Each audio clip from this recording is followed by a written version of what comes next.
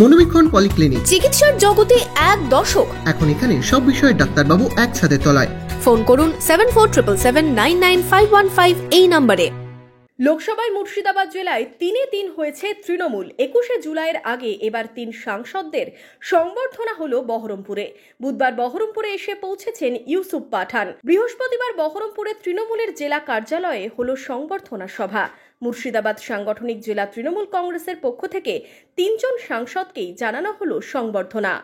কিন্তু এই জয় আপনারা ঘটিয়েছে, এই জয় ইউসুফ পাঠান ঘটিয়েছে। আমরা চাইব 3 সাংসদ একসাথে এই মুর্শিদাবাদ জেলার কাজ করবে আগামী দিন। মুর্শিদাবাদ জেলার জন্য যেখানে যেতে হয় 3 সাংসদ আমরা বিধায়করা আছি, আমাদেরকে সাথে নিয়ে মুখ্যমন্ত্রীর পা ধরতে হলে ধরবো। আমরা এই মুর্শিদাবাদের উন্নয়নের জন্য আমরা সবাই মিলে একসাথে কাজ করতে হবে।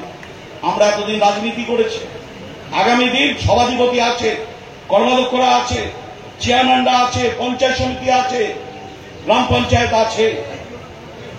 এমন কিছু করুন কাজের মধ্য দিয়ে, উন্নয়নের মধ্য দিয়ে, যে আগামী দিন মানুষ আমাদের সাথে থাকে, আমাদের কাছে আসে।